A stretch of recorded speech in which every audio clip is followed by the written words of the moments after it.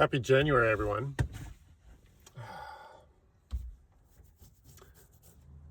Getting back to work after about 3 or 4 weeks of no work. That's the way it works. December and January generally pretty slow, but then it picks up. Obviously, people keep their income inside their family, and then once things start to take off, they realize things need to move on. So here I am. I had a full day of work today. And as I finish the day, I realize each of my interactions with a customer, each of my customers and I have our own relationship. And that's something I've had to learn over the decades. I can't just pigeonhole all of my customers the same way. But yeah, after a decade and a half of work, I've had people that have hired me for a decade or more, up to maybe 15 years. And I'm appreciative of it. Despite it being slow, I appreciate what comes in. I specifically wanted to talk about something, and I was foolish enough not to write it down or put it in my notes. So I was feeling like speaking because it's been several days since I've posted, and I've always told me I'm not going to be one of those who posts on a schedule just as a filler. I understand that all the YouTubers I follow that are totally successful, they spend a lot of time yip-yapping about stuff that I don't care about. There's a lot of filler there, and I don't want to do that. When I have something interesting to say, I'm going to say it. Now, right now, I don't have my specific thought that I lost because I didn't put it in writing, but I do feel like speaking because I haven't broadcast something, and it's been a week or more. But I'm feeling positive because I've got the work coming in. It's humbling. Certain jobs, like today, I spent several hours helping a customer, one of my customers who's hired me maybe 10 times or more.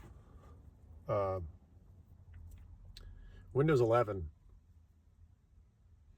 It is actually more secure in the networking side of things, and it's confusing because as the years have gone by, I've realized I'm so good at my job, not in an egotistical sense, but I'm realizing when things aren't working properly, it's not that I'm incompetent or that I haven't learned something.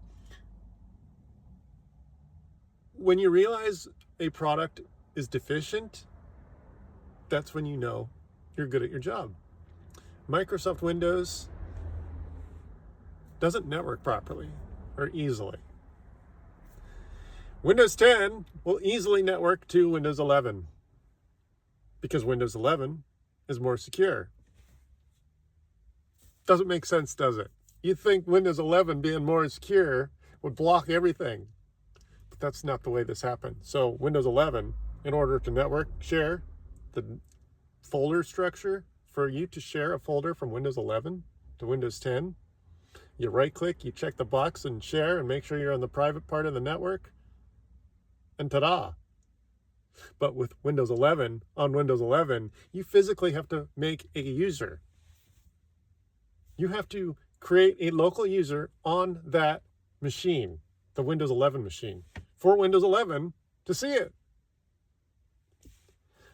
It's really confusing when you spend 20 years, 30 years actually, doing this, and then suddenly there's no documentation that gets presented when you first use the computer. Oh, by the way, would you like to network share this folder? We've done it differently in the past, but this is how we do it now.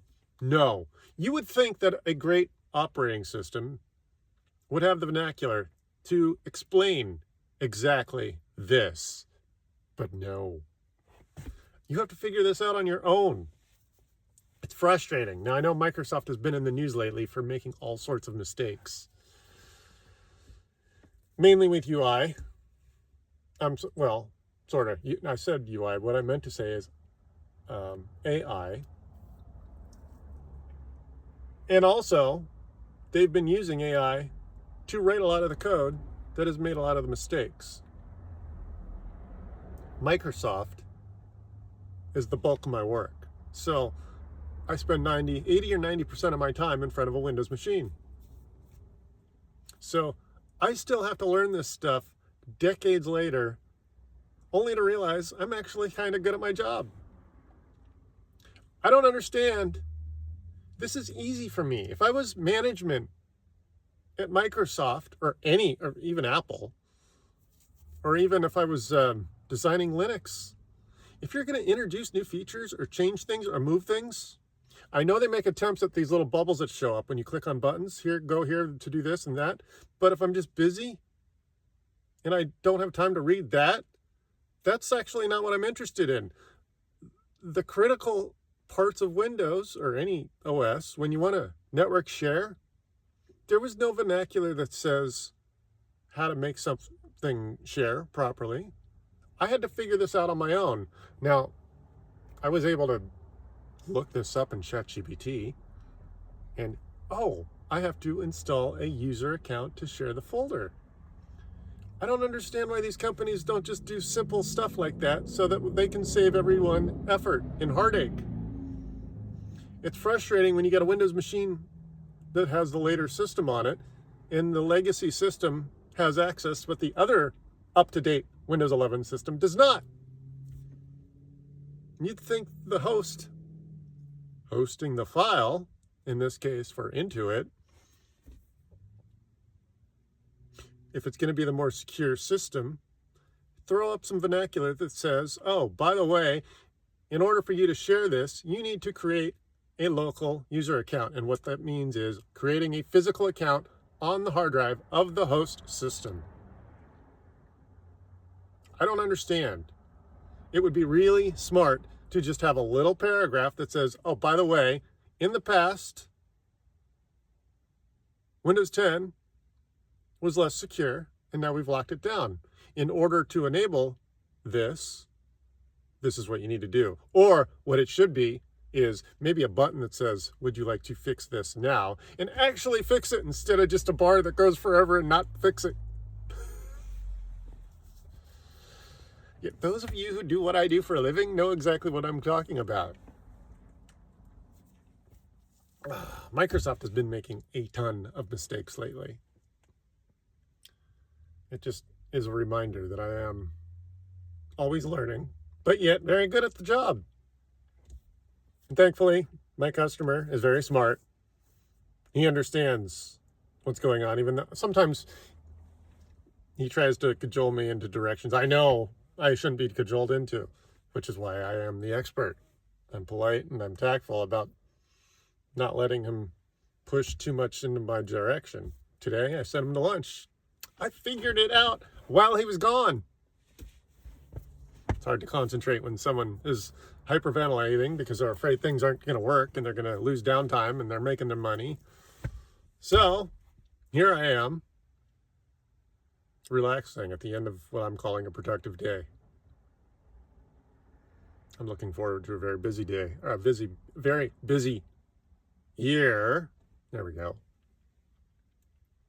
The last month or two have been, well, the last few years, all in all, have been slow and arduous. I've been up against a lot, and I haven't got as much done as possible, and I've lacked a little bit of direction. But now that I've found a few things to do that could help, like I spent some money as a customer. It feels good to be a customer, but I actually upgraded my website, and it looks good now. I could have figured out how to do these upgrades on my own, but I'm not a web guy. I don't have days and days and days to sit and WordPress and figure out how to do the simple stuff. A web designer can easily whip together what I needed. And now my website is probably 15 years old, but it's a legacy. It was a legacy setup. It didn't have a form that pops up. So now it's a much more phone-centric interface. Most people aren't most people aren't finding my services on a full laptop or desktop anymore. Or they might be, but especially my older clientele. But for the most part, in a lot of ways, a full iPhone or an Android phone have replaced how I'm found. people are quick to use their $1,000 supercomputer to go find what they need. So that's why I knew I needed my website more phone friendly. So that feels good, and it helps me feel like I'm starting over this year with a head start. I feel a little more clear than I have in the past. Family health issues have been distracting. I've been giving up a lot of my personal time while not working to help my family. That's been arduous. One of the big challenges in life is recognizing when you've outmatured certain people in life. That's frustrating. When you become the parent in the family, that can be frustrating.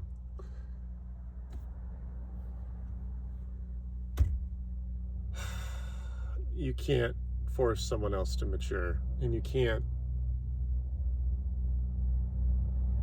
convince someone that they're the reasons progress hasn't become faster or more effective.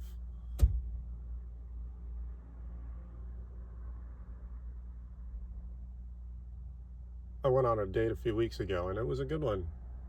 I'll probably go out again.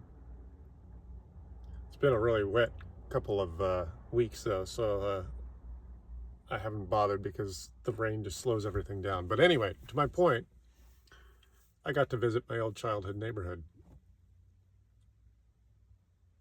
And I realize I've come a long way. Statistically, if I'm in my mid-40s, I'm half done.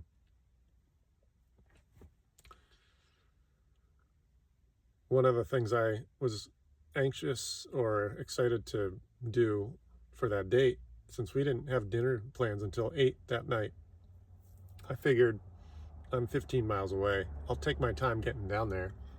And I did. I parked the car and went for a walk. This was in the neighborhood I lived in when I was little. Now, I used to visit this neighborhood somewhat recently when my dog was here, because I visited the dog park, or the dog beach, where I took him, which was blocks, less than a mile from where I lived when I was little.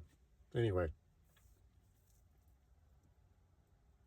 I got a chance to visit the childhood home. Up until 2 years ago, the building, this duplex, was pretty much untouched. Up until 2003, it looks just as it did in 1929 when it was built. And it kind of reminds me, it puts things in perspective about how temporary life is. I don't fear death. I'm just going to move forward. I've always had my health. That's why watching my mother experience her stroke 3 years later is still something to, it's frustrating, but I go back to my early childhood and I see this tangible souvenir that I always get to visit. And just in this last year or two, it's been upgraded. The whole facade has been dressed up. And now it's nice to see that it didn't become a McMansion and get torn down. I still get a chance to go visit it once every few months, or however often I am down there. And yeah, it's one of those structures. It's a duplex from about 100 years ago, and now it's been updated. They put a balcony on the front for the upstairs. They got rid of the original plate glass and put a sliding glass door, very modern looking, but it still works. The building's 100 years old, but the modern fixtures still work. Downstairs, they've got French doors. It looks good. And it still shows its bones. I'm thankful that it's still there. But it's a reminder of how things change and yet are still the same. The bones are still the same, but the facade is different. I don't know how many families have lived there over the 100 years. My family lived there about 8 years, I guess. I was there 8 years, 7 years. But my parents lived there a year or two earlier. So it's a reminder, not in a materialistic kind of way, but it's a reminder of how things change despite the bones staying the same. It reminds me of how life is temporary and I'll always have room for growth, things to learn, things to teach, and places to visit.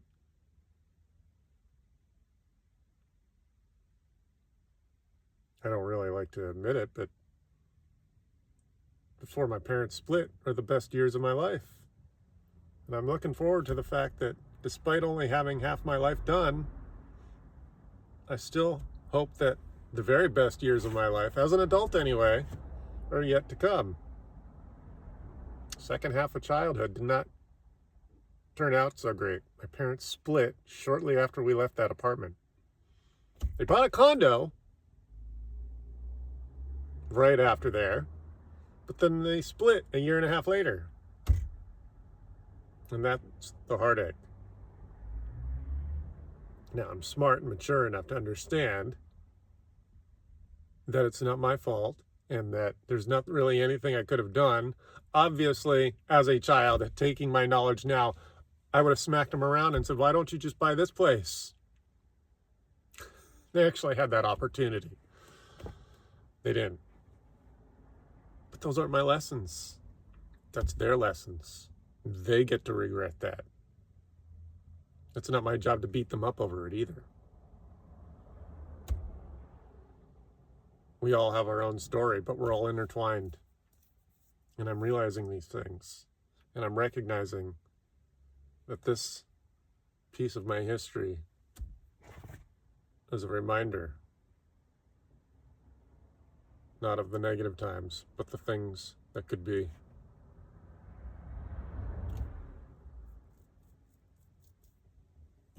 I never expected life to turn out quite how it has. But I am happy. I mean, I'm a little exhausted mentally because of what I've gone through. It's frustrating because I don't have more money in my back pocket, especially watching my family deteriorate because other family has money, including her partner of 40 years, almost 40 years. It would be nice if that money was spent towards her care, which it's not. And if I had those resources, I would spend that money on her care and successive progression. So it's frustrating to not have those resources. But again, I think the universe put us in our situations for a reason. If I had those resources, would I become the enabler?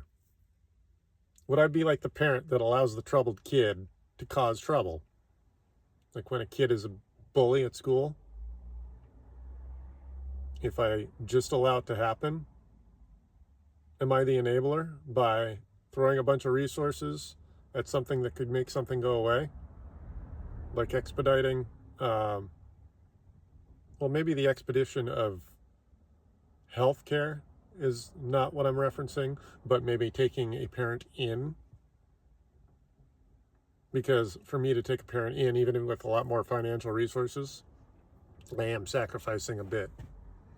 Because I'm giving up my resources to care for a parent.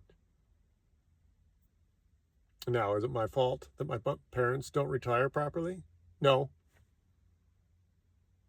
Now, if I had 7 figures in the bank easily, it wouldn't really be that much of sacrifice financially. But if I just had enough to make things happen and get them lived in my same home as an adult, that would be a sacrifice, even if I did have a lot of money. These are the things I think about. I don't know if they're interesting enough to put on camera. So at this point, after a few years of playing around with YouTube, I'm starting to get more comfortable in talking about the stuff that's a little more private. But yeah, I feel like if I had more resources, I would be the enabler as a parent by taking someone in when their partner has the financial resources, including a 6-bedroom house. It's not my fault my parents didn't retire properly.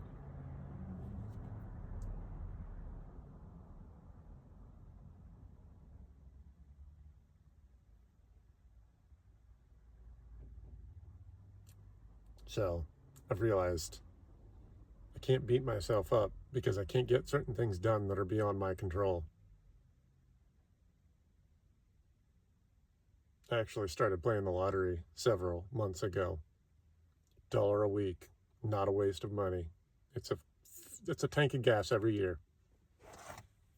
Just to put it out there, making room for the universe to say, yeah, it could happen. Couldn't happen if I didn't bother. So I'm not being irresponsible about it by throwing hundreds of dollars at it. But I'm having fun. Yeah, $50 a week. In fact, oftentimes I'll forget. I won't even do it for 2 or 3 weeks at a time. Often because the liquor store I typically go to for lunch,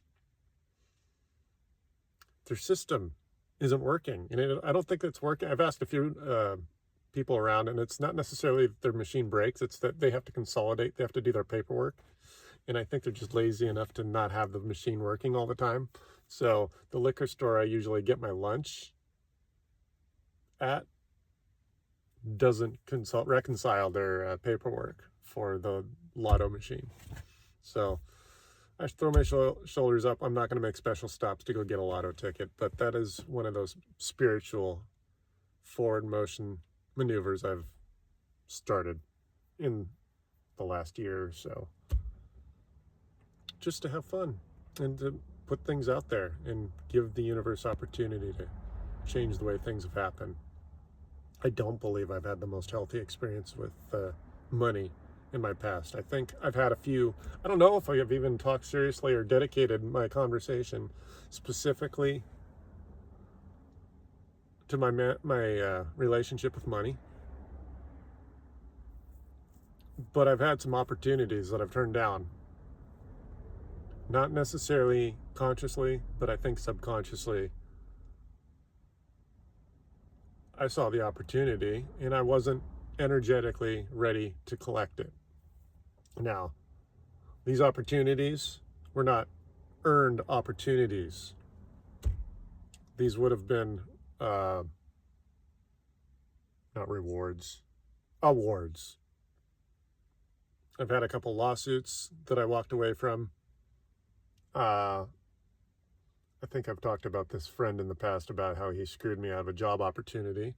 I think there was an opportunity for us to kiss and make up there. But I think I screwed that timing up because despite having a conscious effort to have a conversation with him, I think there was a time in which we could have had a more appropriate conversation in a particular time that didn't work out. And at the time I was so fuming and foaming at the mouth that I just was not in the state of mind to have a conversation. But you can easily argue of my own point I'm just now making.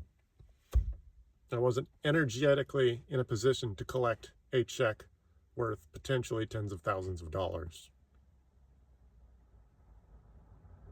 It's only happened several times, at least that I'm consciously recognizing. I'm doing what I can with how little I have. When I get the money, it's not that I spend it on shit that isn't necessary. I don't buy shit that isn't needed.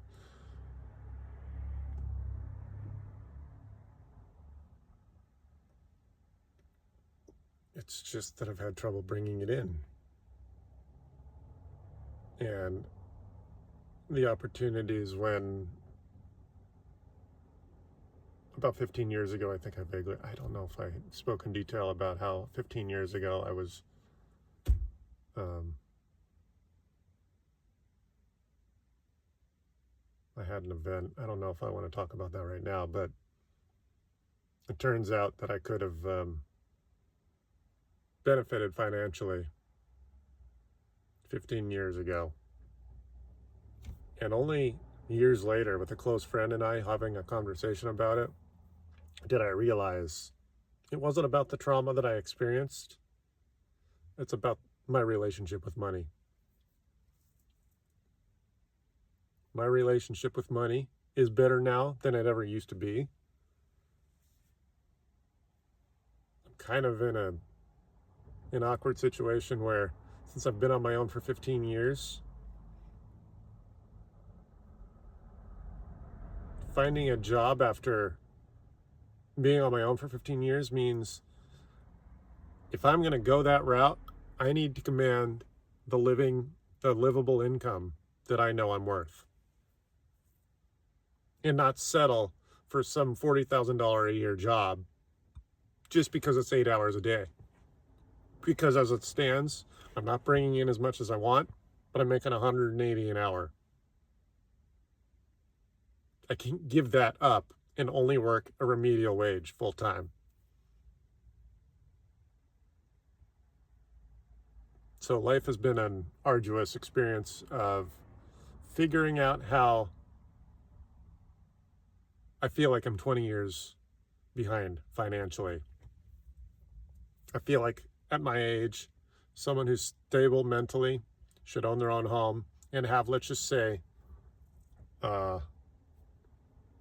have liquid assets equal to the house that I own. That's just what I'm kind of consciously thinking I should have. And I'm far from that. I have very little physical assets. I do own property, but it's not worth a whole lot. I've shown it off on camera here.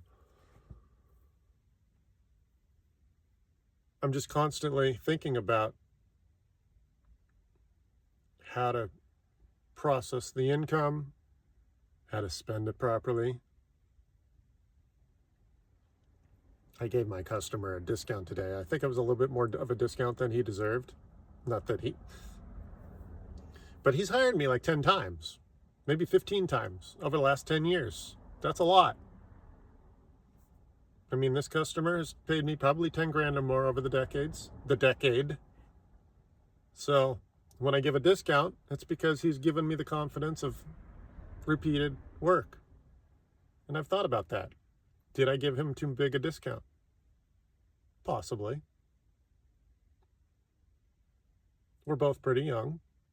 He'll continue to hire me over the succeeding decade from now on.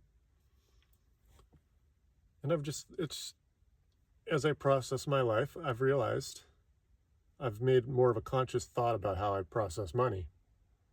Maybe because of my issues, I gave him a bigger discount than what I should have. But also, it's appropriate to occasionally give your long-term regulars a discount. That's just a personal philosophy, and I think most small businesses give their regulars that have been with them for many years discounts.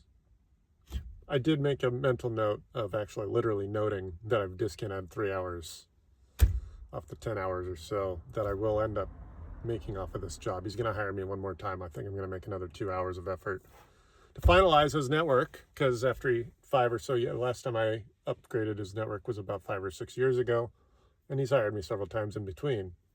So those are the things I process. I think extra hard when it comes to moving money around, either whether I'm spending it or collecting it.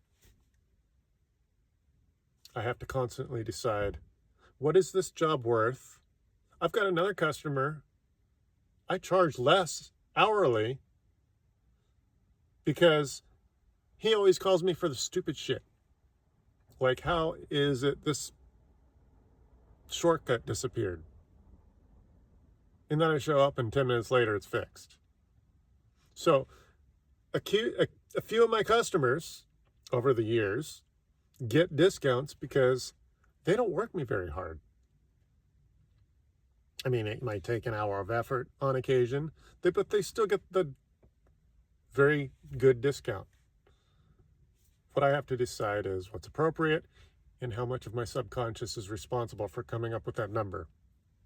Knowing that I've had an uncomfortable relationship with finances. I think most of you realize I'm not chemically altered. I'm relatively of sound mind. Those are the sorts of things a lot of people that have problems with money have. Most people that can't keep a solid income are mentally ill, or they're on drugs, or they have a drinking problem. That's not me. That's why I know my limitations are all psychological, and I'm constantly trying to work on myself. Despite my technical skill set, why did I not buy $2 worth of Bitcoin 15 years ago? Obviously, 15 years ago, I just spoke. I was pretty traumatized. But also, with my discomfort in money, did I decide I don't want to mess with it? Or did I think that Bitcoin 15 years ago was a scam? Because I think a lot of us just thought it was a scam. I've got lots of financially successful friends who never got into Bitcoin because they thought it was a scam.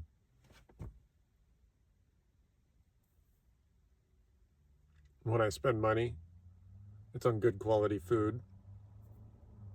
I buy the higher end product, not because it's expensive, but because it's the better product. Generally, that's going to save you money in the long term because you're not buying the same thing twice or fixing it twice. That's not so much that it's got a logo on it that people are looking at. If I buy something that's expensive, it's because it's a tool. I got a $1,000 iPhone because it's a tool. Without an iPhone, can you imagine doing what I do with a fucking flip phone? I drive a cheap car. This car, a cheap Toyota, new, I think it was about 15 grand 15 years ago. Probably one of the most reliable cars I'll ever own. I don't need a fancy car. In fact, I have 4 vehicles, but they're all beaters. This is the most recent one. The reason I have the motorhome is because I lived in it for a year, and I plan to do a lot more with that. But my point is, the things I own are not flashy. I have the Samurai. I still have that old beater. That allows me to climb all sorts of dirt roads that this Toyota can't. And both of them have manual transmissions so that I can tow them behind the motorhome. I'm working on that desert property so I can park the motorhome on the property. I've only mostly fenced it in. I have to finish the fence. And then I have to decide on a gate system. And then I have to decide if I'm comfortable leaving a vehicle on the property without visiting the property for more than a week or 2 at a time. Since I potentially have friends in the neighborhood, but I got to talk to them about if they're willing to go put their eyes on it once every few days. So that's why I bought the property. I knew I couldn't afford anything in my hometown, but I wanted something, and I was feeling left behind. 20 years into adulthood without owning anything, I feel like I've left myself behind. There's a certain amount of money I think I should have had in the bank at this point. And I'm forgiving myself and my family for the trauma that I've experienced.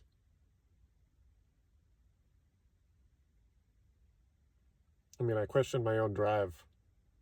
You've got people that have been through it, and they've gone through elite schools and graduated with honors, and then they build their companies. They've worked on their trauma and processed it properly. Obviously, I'm living a different life. I've processed the fact that I've been through trauma, and I think I've moved through a lot of it. But at someone my age, the fact that I'm not financially fit, that makes me question my limitations. How much of the trauma have I not processed? Am I subconsciously curbing my enthusiasm? Are there things I could do financially that I haven't bothered because of subconscious games that tell me not to do that? I'm kind of rambling, but I'm also kind of hoping someone out there will comment on their own theories. I really am not offended by anyone's outside opinion. I mean, if you're tactful, say something interesting and I'll appreciate it. Wow, this has been more than a half hour. So here we are on a Wednesday evening. I'm looking forward to another job to do at 10 a.m. tomorrow. I'm setting up 4 Apple TVs. After fixing their Wi-Fi, I have to also finish fixing their Wi-Fi. So they've got a detached bedroom. That's always the challenge with the Wi-Fi, because when you got a couple, maybe 100 feet between their garage or this converted garage / bedroom, when all their Wi-Fi is in their main house, you got to figure out how to leapfrog that Wi-Fi across the way. So I've come up with the hardware they need. So I'll install that tomorrow, plus the apples. And we'll see what happens after that. But anyway, I think I've been more honest in this video, or divulgent in this video, than most prior. I'm almost in the situation where I just don't care anymore. I mean, I don't know if it's appropriate to talk about everything, but I certainly feel more comfortable now than I did a year ago. But that might also just because I'm more comfortable sitting in front of a camera. Most people are too self-conscious to put a microphone and or a camera in their face. This has been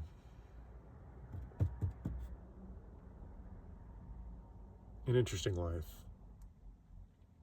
And I don't blame myself for the problems I've been through. We'll just have to see what's next.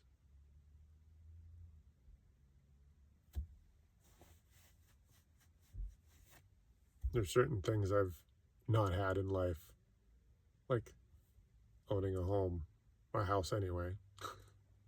I own property. I've lived in a motorhome. I've lived on a boat. I don't know if I talked about that. In my early 20s, I had a sailboat. In fact, I sold that to a lawyer. He didn't really know how to sail, so I continued sailing that same boat for another 2 years. So I think I sailed that for almost 5 years. Then he got bored and upgraded to a bigger boat. So we sailed that boat for 10 years. And today, we are now still close friends. That's the way that happens. But, yeah. At this point in life, I'm starting to reflect on not necessarily how I got here, but that I got here. I'm recognizing certain things that have happened that have put me where I am. And I recognize the reasons I made certain decisions. I've outmatured a lot of adults that are older than I. And I've recognized that too. And that's why also I don't blame myself for their own faults. I think they've gone through their own traumas, which is why I think we ultimately lack maturity, because we find ourselves traumatized and fail to mature past it, because maybe we don't have the IQ to get through it, or maybe we continue to blame our parents or family who were abusive, or friends that were abusive, or whatever your situation is. I've been through a little bit. Now, quite frankly, the one thing I have not experienced a lot of is loss. I think my first experience with loss was at the age of 21. I lost a friend who had MS. He spent his last 15 years in bed. I was one of the neighborhood kids that would go visit him and keep him company. But that was pretty much it up until I lost my dog 3 years ago. And both my parents are getting up there. I mean, Dad's literally pushing 90. I don't know how long he's going to be around. And we haven't been very close as adults. So, and then my mother is 11 years younger, but she had her stroke 3 years ago. And it's been arduous between the healthcare and her boyfriend. It's been frustrating. So, as far as loving and losing, I've experienced a lot less of that than a lot of others. Like at this point in life, I've realized a lot of people my age have already lost their parents, if not one, maybe both. That's a lot. I'm not quite there yet. Some people, they go through their life, they lose close family friends earlier in life. So it's hard to, that's one of those confusing things where it's like, do I deserve to feel bad about myself when I'm consciously recognizing that others have gone through it? They've gone through other challenges, which I see as very difficult, even though I've not gone through them. It seems devastating to lose spouses, parents, friends, siblings. I haven't really experienced that. So I kind of feel guilty when I start bitching about my own problems. Now, I've been through some things which I'm not quite comfortable enough or think it's quite right to talk about on camera yet. But my challenges have been different. But those are things I've thought about. Other people have been through a lot that I think is devastating. If I've never lost a parent, or a sibling, nor a spouse, or a child, I haven't even had children. Does that mean I'm lacking? Does someone who goes through their whole life, without having kids, is that person less evolved or less mature because I didn't find the one? Or because I didn't decide or wasn't mature enough to land myself someone significant and therefore have kids? There's a question. If I choose not to have a family, is that a conscious decision or is that a fear? Am I lacking maturity? I'm 45 years, a few days I'll be 46. Chances of me having biological children at this point are slim. If I was to do that, she's going to be pretty young.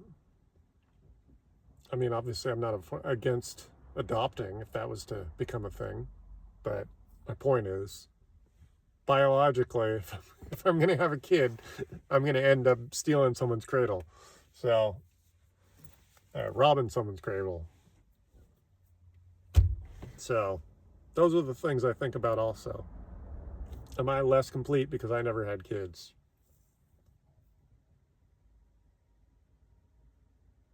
I've had very brief encounters with women, but I've never had a very long relationship.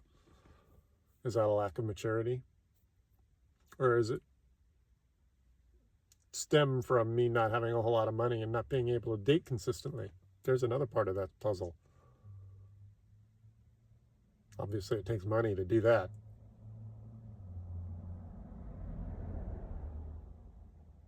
I don't know. I feel good. I just felt like speaking today.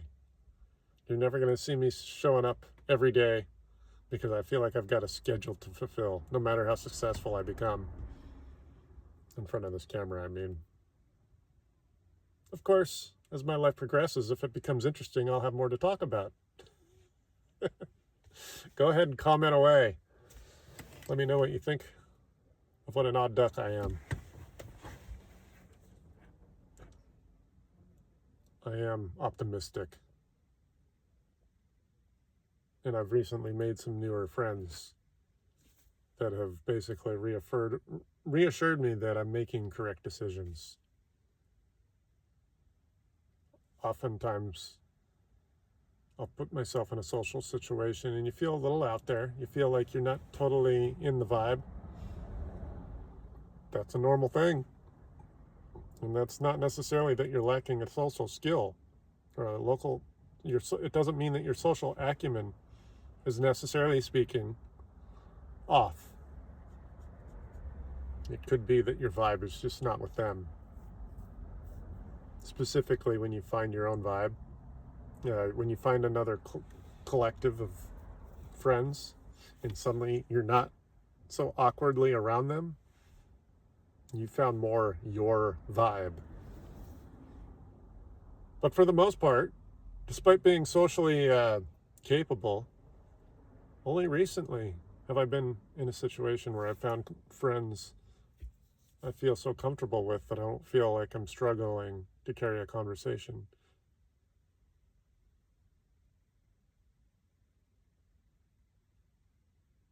That's the other thing I feel, because I'm the empath. I feel literally, I feel other people's energy. And I kind of wonder if that's why some of my failures occurred, like several years ago with a friend that ripped me off. When trying to have a conversation with him, I felt a sort of heartache, and I thought it was mine because he screwed me out of a bunch of money. But I'm wondering if what I felt was his.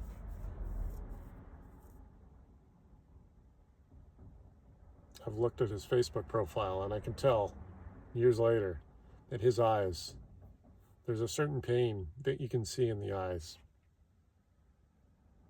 And I've had to realize that his life has probably been more abusive than mine. He's been through more of it. Tangibly, maybe. I hate to sound like an asshole, but maybe he's not got the IQ to process what he's been through and why he managed to make it to his 50s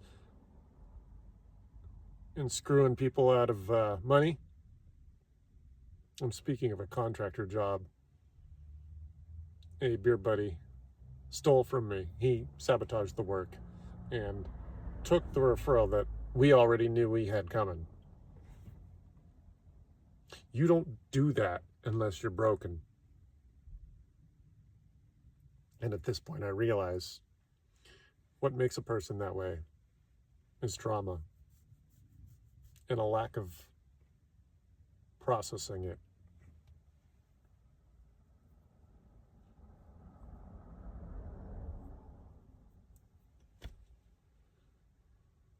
Well, I still can't figure out what it is I actually wanted to talk about, and I'm beating myself up because I didn't put it in the notes. But I spoke more than I expected, despite the fact.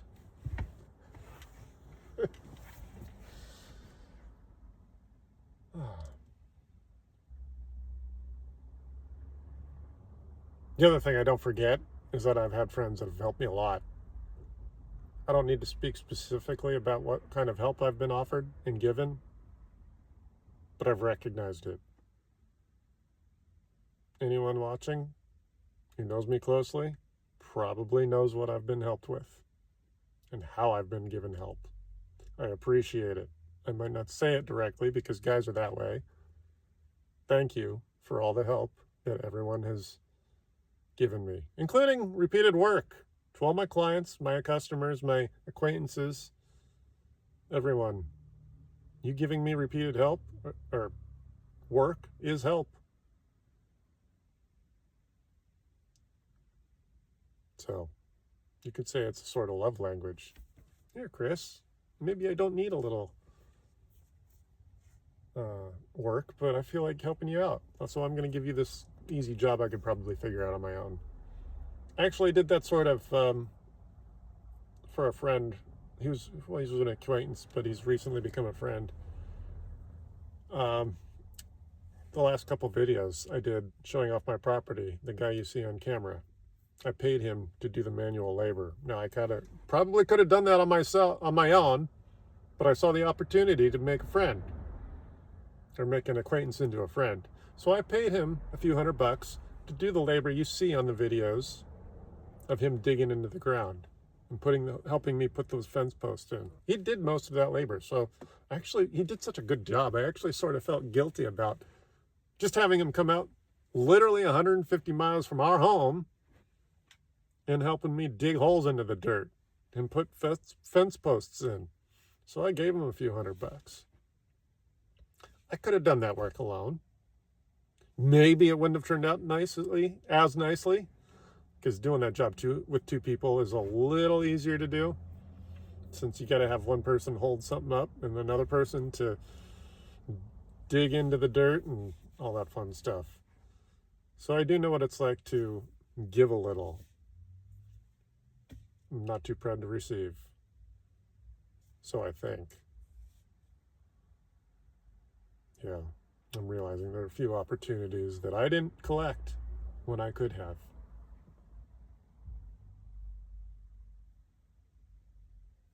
Not knowing how to ask. That's a skill. That's something I've had to learn how to deal with. How to ask for help. I don't know if it's because you're embarrassed or you feel shameful about asking for help, or if you just don't have the life skills on how to help. But there are certain things I haven't asked for help with.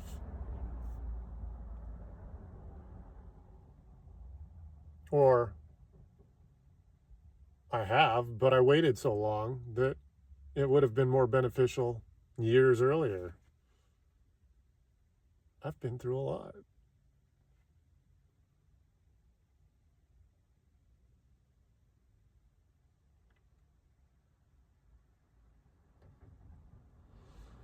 Well, don't be shy. I think I've said enough for now, but if you want to keep me going, ask me questions. But quite frankly, go ahead and be personal. You're not really, I don't offend easy, so go ahead and ask anything you want in the comments, and that'll get me going into a new conversation. I've only now very recently started to feel comfortable in front of a camera. I really don't care anymore. But I've been through so much. I think being through a lot in life it's actually caused me to calm down. Because at my age, I've started to figure out that I've been through a lot.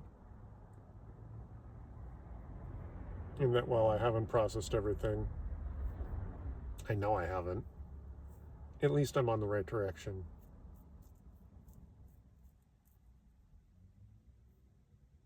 I guess that's it. All right. I'll talk to you when I feel like talking to you, and you will see me at some point in the future.